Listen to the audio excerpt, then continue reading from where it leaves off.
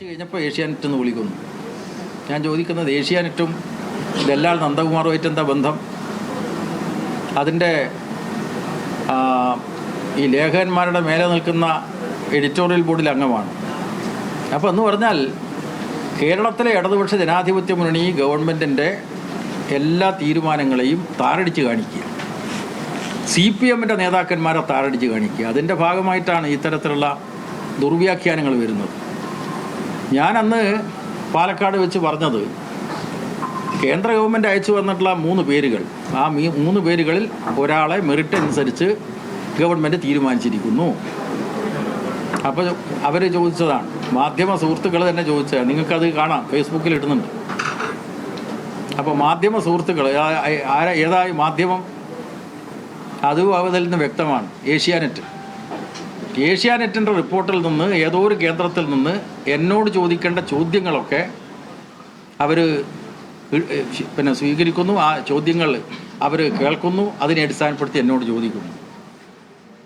അപ്പോൾ എങ്ങനെയാണ് ഈ ദുർവ്യാഖ്യാനത്തിനുള്ള ശ്രമം നടത്തുന്നത് എന്ന് വ്യക്തമാണല്ലോ.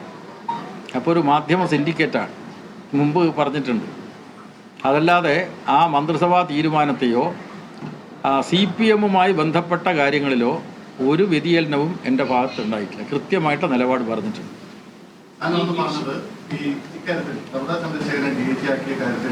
വിശദീകരിക്കേണ്ടത് സർക്കാരാണ്, ഞാനല്ല, പാർട്ടിയല്ല എന്നാണ്. ആ നിലപാട് തന്നെയാണ് ഇപ്പോഴും. അതായത് വിശദീകരിക്കേണ്ടത് സർക്കാരാണ്. അല്ല, സർക്കാരിൻ്റെ തീരുമാനത്തെപ്പറ്റി അഭിപ്രായം പറയേണ്ടത് സ്വാഭാവികമായിട്ടും സർക്കാരാണല്ലോ. മാധ്യമ സുഹൃത്തുക്കൾ ചോദിച്ചു പാർട്ടി എന്ന നിലയ്ക്ക് അഭിപ്രായം പറയേണ്ടത്. അപ്പോൾ സ്വാഭാവികമായിട്ടും പാർട്ടിയല്ലല്ലോ ഗവൺമെൻറ്റിനോട് ഇത് നിർദ്ദേശിക്കേണ്ടത്. ആ കാര്യമാണ് ഞാൻ പറഞ്ഞത്. ഗവൺമെൻറ്, സ്റ്റേറ്റ് ഗവൺമെൻറ് കേന്ദ്ര ഗവൺമെൻറ്റിൻ്റെ ഭാഗത്തു നിന്നും വന്നിട്ടുള്ള 3 പേരുകളിൽ ഒരാളെ മെറിറ്റ് അടിസ്ഥാനത്തിൽ തീരുമാനിച്ചു. അതിനെതിരായിട്ട് ഒരഭിപ്രായവും ഞാൻ പറഞ്ഞിട്ടില്ല. അത് നിങ്ങൾ ആ ഫേസ്ബുക്ക് നോക്കിയാൽ നിങ്ങൾക്ക് ഓരോരുത്തർക്കും മനസ്സിലാകും. സ്വാഭാവികമായും CPM നേതൃത്വം നൽകുന്ന ഒരു സർക്കാർ എല്ലാ കാലത്തും പാർട്ടിക്ക് സർക്കാർ ഒരു നിയന്ത്രണം എല്ലാ വിഷയത്തിലും എല്ലാ നിലപാടുകളിലും എപ്പോഴും ഉണ്ടാവാറുണ്ട്. സ്വാഭാവികമായും പാർട്ടിക്ക് അക്കാര്യത്തിൽ അഭിപ്രായം പറയാറുണ്ട്. ഈ വിഷയത്തിൽ പാർട്ടിയുടെ അഭിപ്രായം ആണ് അന്ന് താങ്കളോട് ചോദിച്ചത്. അല്ല, അതാ ഞാൻ പറഞ്ഞല്ലോ. അതായത് ഈ കൂത്തുപറമ്പ് വെടിവെപ്പുമായിട്ടുള്ള ബന്ധം കാര്യങ്ങളൊക്കെ അന്വേഷിച്ചപ്പോൾ അതിനെല്ലാം ഞാൻ കൃത്യമായിട്ട് മറുപടി പറഞ്ഞിട്ടുണ്ട്. അതേസമയം നിങ്ങളെപ്പോലെയുള്ള വലതുപക്ഷ മാധ്യമങ്ങൾ ഓരോ കാലത്തും കമ്മ്യൂണിസ്റ്റ് പാർട്ടിയുടെ നിലപാടുകളെ സംബന്ധിച്ച് തെറ്റിദ്ധരിപ്പിക്കാൻ ആസൂത്രിതമായി ശ്രമിച്ചിട്ടുണ്ട്. അപ്പോൾ അതിൻ്റെ ഭാഗമായിട്ടാണ് സെൽഭരണം. 57-ലെ EMS ഗവൺമെൻറ് കാലത്ത് സെൽഭരണം എന്ന നിലക്കാണ് കമ്മ്യൂണിസ്റ്റ് പാർട്ടിയുടെ ഭരണത്തെ നിങ്ങൾ ആക്ഷേപിച്ചത്. ഇപ്പോൾ പറയുന്നത് DGP ആയിട്ട് ആരെ നിശ്ചയിക്കണം എന്നത് പാർട്ടി നിർദ്ദേശം കൊടുക്കണം എന്നാണ്.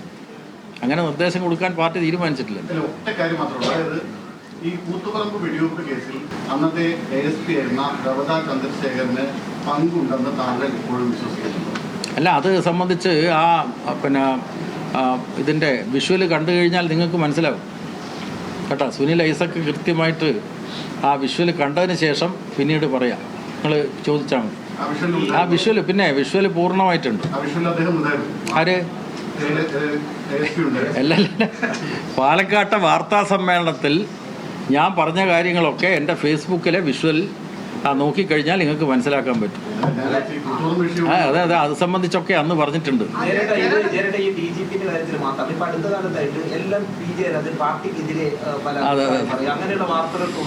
അതെ, അതായത് ഏഷ്യാനെറ്റ് മാത്രമല്ല, ഏറ്റവും റേറ്റിംഗിൽ മുൻപന്തിയിൽ എന്ന് പറയുന്ന വേറൊരു ചാനലുണ്ടോ, റിപ്പോർട്ടർ അല്ലേ?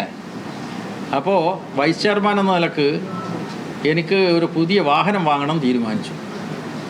അതിലെ ചാനൽ കാരി റിപ്പോർട്ടർ അല്ലേ, ആ റിപ്പോർട്ടർ പറഞ്ഞല്ലോ എന്നാ ബുള്ളറ്റ് പ്രൂഫ് കാറാന്ന്. ഈ കഴിഞ്ഞ ദിവസം ആ റിപ്പോർട്ടർ ചാനലുകാരൻ വിധി കൽപ്പിക്കുന്നത് കേട്ടു, CPM-ൽ നിന്ന് ജയരാജൻ ഒറ്റപ്പെട്ടു. അങ്ങനെയാണ്, CPM-ൽ നിന്ന് ജയരാജൻ ഒറ്റപ്പെട്ടു. അപ്പോൾ അത് അവരുടെ സ്വപ്നം മാത്രമാണ്. ഞാനിപ്പോൾ CPM-ൻ്റെ പ്രവർത്തകനാണ്. CPM-ൻ്റെ എല്ലാ തീരുമാനങ്ങളെയും അംഗീകരിച്ചുകൊണ്ടാണ് നിൽക്കുന്നത്. വലതുപക്ഷ മാധ്യമങ്ങൾ പല നിലക്കും തെറ്റിദ്ധാരണ ഉണ്ടാക്കാൻ വേണ്ടി ശ്രമിക്കുന്നുണ്ട്. അതൊന്നും വിജയിക്കാൻ വേണ്ടി പോകുന്നില്ല. പങ്ക് വ്യക്തമായി പറയാതെ ആരോപണം മുഴുവനെ നിർത്തുകയും ചെയ്തിട്ട് CPM. ചോദ്യം ഇപ്പോൾ ഇത്രയേ ഉള്ളൂ, രമണ ചന്ദ്രശേഖർ അതിന്റെ ഭാഗമാണ് എന്ന് ഇപ്പോൾ CPM വിശ്വസിക്കുന്നുണ്ടോ, അല്ലെങ്കിൽ അദ്ദേഹത്തെ കുറ്റവിമുക്തനാണ്? അല്ല, ഞാൻ പറയുന്നത് ഈ ചോദ്യം പാലക്കാട് നിന്ന് ചോദിച്ചപ്പോൾ അതിന് കൃത്യമായ മറുപടി ഞാൻ പറഞ്ഞിട്ടുണ്ട്. ആ മറുപടി നിങ്ങൾക്ക് ഈ പിന്നെ എന്താണോ ഫേസ്ബുക്കിൽ ഞാൻ ഇട്ടിട്ടുള്ളത് അത് കൃത്യമായിട്ട് അതിനകത്ത് പറഞ്ഞിട്ടുണ്ട്. അതിൽ കൂടുതലൊന്നും ഇപ്പം പറയാം. ഈ കൂത്തുപറമ്പ് വെടിവെപ്പിൽ രമണ ചന്ദ്രശേഖർ പ്രതിയായിരുന്നു എന്നൊരു വാക്ക് അതിനകത്ത് വന്നിട്ടുണ്ട്. അപ്പോൾ അതാണ് ഈ കൂത്തുപറമ്പിനെ ഓർമ്മിപ്പിച്ച് P. ജയരാജൻ എന്നുള്ള രീതിയിലേക്ക് വാർത്തകൾ വരാൻ കാരണം. അപ്പോൾ അദ്ദേഹം അതിൽ പങ്കാളിയാണ് ഇപ്പോഴും വിശ്വസിക്കുന്നുണ്ടോ? പാലക്കാട്ടെ മാധ്യമപ്രവർത്തകന്മാരുടെ ചോദ്യത്തിന് ഞാൻ എന്താണോ മറുപടി നൽകിയത് അതൊക്കെ നിങ്ങൾക്ക് പിന്നെ സോഷ്യൽ മീഡിയയിൽ കാണാൻ പറ്റുമല്ലോ. പറഞ്ഞൊരു കാര്യം, ഈ കൂത്തുപറമ്പ് വെടിവെപ്പ് നടക്കുമ്പോൾ അതിന് CPM-നെ അല്ലെങ്കിൽ DYFI-ക്കാരെ ലാത്തിചാർജ് ചെയ്യുന്നതിന് വെടിവെക്കുന്നതിലും ആ സംഘത്തിന് നേതൃത്വം നൽകിയത് ഒരാളായിരുന്നു രമണ ചന്ദ്രശേഖരൻ താങ്കളെന്ന് പറഞ്ഞിട്ടുണ്ട്. അല്ല, അതാ ഞാൻ പറഞ്ഞത്. അത് ഈ ചോദ്യം നിങ്ങൾ ഇപ്പോൾ ആവർത്തിക്കേണ്ട ആവശ്യമില്ല. ഈ ചോദ്യം അവിടെ നിന്ന് ചോദിച്ചിട്ടുണ്ട്. ആ ചോദ്യം കേട്ടെ, ആ ചോദ്യത്തിന് ഞാൻ അന്ന് കൃത്യമായി മറുപടി പറഞ്ഞിട്ടുണ്ട്. ആ മറുപടി ഫേസ്ബുക്കിൽ നിങ്ങൾക്ക് കാണാം എന്നതാണ് പറഞ്ഞത്. ഞാൻ എന്നെക്കൊണ്ട് അതെ അത് നിങ്ങളുടെ അജണ്ടയൊന്നും എൻ്റെ അടുക്ക നടക്കൂല കേട്ടാ.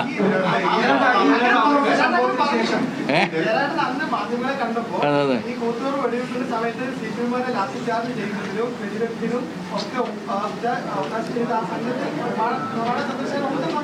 അതെ അതെ ഞാൻ പറഞ്ഞത് നിങ്ങൾക്ക് നോക്കിയാലും മതിയല്ലോ. അങ്ങനെ കേട്ടെ, ഒരാൾ എല്ലാ നിങ്ങൾ ഓരോരുത്തരും ചോദ്യം ചോദിച്ചു കഴിഞ്ഞാൽ വിഷമിച്ചു.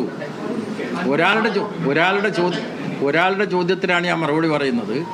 അതായത് ഈ ചോദ്യം അന്ന് മാധ്യമപ്രവർത്തകന്മാർ പാലക്കാട് നിന്ന് എന്നോട് ചോദിച്ചിരുന്നു. അതിനുള്ള മറുപടി എൻ്റെ ഫേസ്ബുക്കിൽ നിങ്ങൾക്ക് കൃത്യമായിട്ട് കാണാമോ. ഈ സംഭവത്തിന് ശേഷം ഈ രമണ ചന്ദ്രശേഖർ തന്നെ പറഞ്ഞിട്ടുള്ളത് ഇത് എനിക്കൊരു ഡ്രില്ലാണ് എന്ന് പറഞ്ഞതായി നേതാക്കന്മാരൊക്കെ പറയുന്നുണ്ട്. അതായത് ഈ കൂത്തുപറമ്പ് വെടിവെപ്പിന് ശേഷവും ഇത് എനിക്കൊരു ഡ്രില്ലായിരുന്നു എന്ന് പറഞ്ഞ ആ രമണ ചന്ദ്രശേഖരാണ്. അതായത് രമണ ചന്ദ്രശേഖരനെ DGP ആയിട്ട് നിശ്ചയിച്ചുകൊണ്ടുള്ള തീരുമാനം വന്നതിനെ തുടർന്ന് മാധ്യമ സുഹൃത്തുക്കളാണ് എന്നോട് പറയുന്നത്. വന്നിട്ട് അതിനെ തുടർന്ന് എന്നോട് ചോദിച്ച എല്ലാ ചോദ്യങ്ങൾക്കും കൃത്യമായ മറുപടി ഞാൻ പറഞ്ഞിട്ടുണ്ട്. ആ മറുപടി എൻ്റെ ഫേസ്ബുക്കിൽ പറയുന്ന കേൾക്ക്. നിങ്ങൾക്ക് എൻ്റെ അടുക്കൽ നിന്ന് നിങ്ങൾ ഉദ്ദേശിക്കുന്ന മറുപടി കിട്ടൂല കേട്ടോ. നിങ്ങൾക്ക് CPM-ൻ്റെ ഭാഗമായിട്ട് നിൽക്കുന്ന ജനങ്ങളിൽ ആശയക്കുഴപ്പം ഉണ്ടാക്കാൻ വേണ്ടിയുള്ള ബോധപൂർവമായിട്ടുള്ള ഉദ്ദേശമുണ്ട്. കേട്ടെ, ആ ഉദ്ദേശമൊന്നും വിജയിക്കാൻ വേണ്ടി പോകുന്നില്ല. അപ്പോൾ അതുകൊണ്ടാണ് ഞാൻ പറഞ്ഞത്.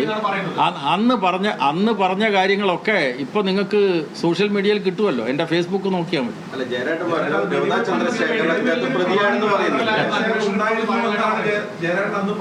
എങ്ങനെ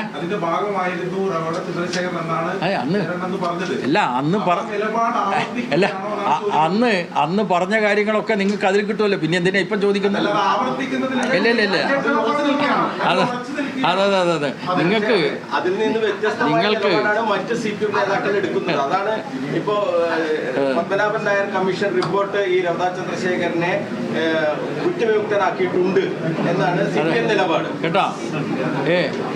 അന്ന് ഞാൻ ഏതെല്ലാം ചോദ്യങ്ങൾക്ക് മറുപടി പറഞ്ഞോ അതൊക്കെ സോഷ്യൽ മീഡിയയിൽ ലഭ്യമാണ്. നിങ്ങൾക്ക് നോക്കാം. മാത്രമല്ല, അതായത് അത് ഫുൾ സ്വിങ്ങിൽ എൻ്റെ ഫേസ്ബുക്കിൽ ഇടുന്നുണ്ട്. നിങ്ങൾക്ക് പരിശോധിക്കാം.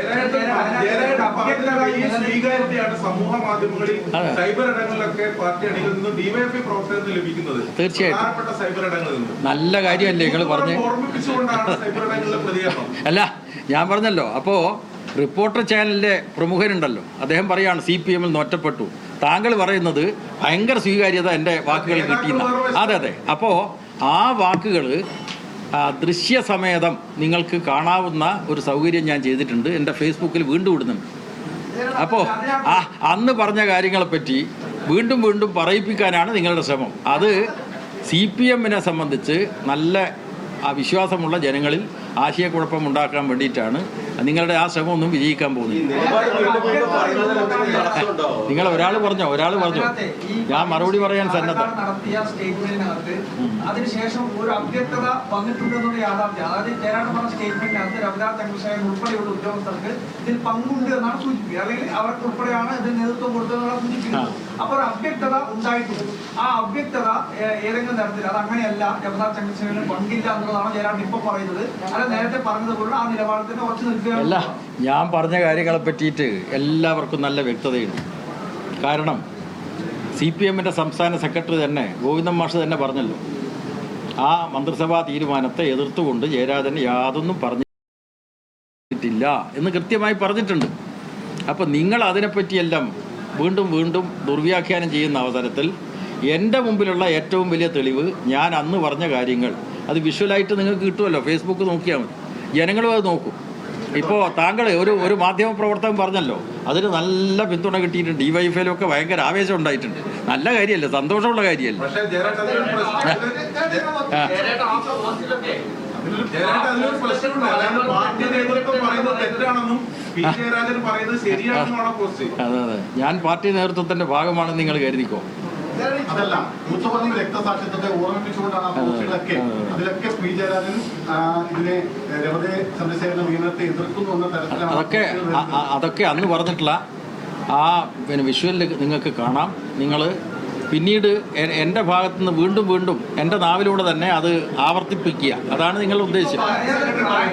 പാർട്ടി സെക്രട്ടറി പറയുന്നത് അന്നത്തെ അന്വേഷണ റിപ്പോർട്ടിൽ തെളിവില്ല എന്ന് കണ്ടെത്തിയതാണ്, അതുകൊണ്ട് യാതൊരു കുഴപ്പമില്ലാതാണ്. പക്ഷെ അന്ന് അന്വേഷണ റിപ്പോർട്ട് വന്നതിന് ശേഷവും 14 മാസം കഴിഞ്ഞ് സുപ്രീം കോടതി നായനാർ സർക്കാർ ഇതിൽ അദ്ദേഹത്തിനെ അറസ്റ്റ് ചെയ്തിട്ടുണ്ട്, അതിൽ പ്രതിയെടുത്തിട്ടുണ്ട്, അത് കോടതി വരെ പോയിട്ടുണ്ട്. പിന്നീട് കോടതിയിൽ നിന്ന് അദ്ദേഹം കുറ്റമുക്തനായി വരുന്നത്. അപ്പോൾ അന്ന് ഇതിന് വിരുദ്ധമായ നിലപാട് സ്വീകരിച്ച സർക്കാരുണ്ട്, LDF സർക്കാരുണ്ട്, നായനാർ സർക്കാർ. ഇന്ന് വേറെ LDF സർക്കാർ നിൽക്കുമ്പോൾ മറ്റൊരു നിലപാട് സ്വീകരിക്കുന്നത്. തമ്മിലൊരു വൈരുദ്ധ്യമില്ലേ? നിങ്ങൾ വൈരുദ്ധ്യം ഉണ്ടെന്ന് വരുത്താൻ വേണ്ടിയിട്ടാണ് നിങ്ങൾ ചോദിക്കുന്നത്. ഒരു വൈരുദ്ധ്യവും ഇല്ല എന്ന കാര്യമാണ് ഞാൻ പറയാൻ പോകുന്നത്. അത് അന്നത്തെ നിങ്ങളെ ഓരോ ചാനലിൻ്റെയും പ്രതിനിധികളോട്, വാർത്താ മാധ്യമങ്ങളുടെ പ്രതിനിധികളുടെ CPM നേതാവ് P ജയരാജൻ കണ്ണൂരിൽ മാധ്യമങ്ങളോട് സംസാരിക്കുകയാണ്. രവാഡ ചന്ദ്രശേഖർ DGP ആയ വിഷയത്തിൽ അന്ന് നടത്തിയ പ്രസ്താവനയിൽ പിശകൊന്നുമില്ല എന്നാണ് അദ്ദേഹം മാധ്യമപ്രവർത്തകരോട് വിശദീകരിക്കുന്നത്. അത് സംബന്ധിച്ച് മാധ്യമങ്ങൾ വ്യാഖ്യാനിച്ചതാണ്. തനിക്ക് അക്കാര്യത്തിൽ എന്തെങ്കിലും പാർട്ടി നിലപാടിൽ നിന്ന് വിരുദ്ധമായുള്ള നിലപാടില്ല എന്നാണ് P ജയരാജൻ പറയുന്നത്. ആവർത്തിച്ചുള്ള ചോദ്യങ്ങൾക്ക് മറുപടി നൽകാൻ അദ്ദേഹം ആ നിലക്ക് തയ്യാറാകുന്നില്ല. പഴയ ബൈറ്റ് പ്രസ്താവന കണ്ടാൽ മതി എന്നാണ് അദ്ദേഹം പറയുന്നത്.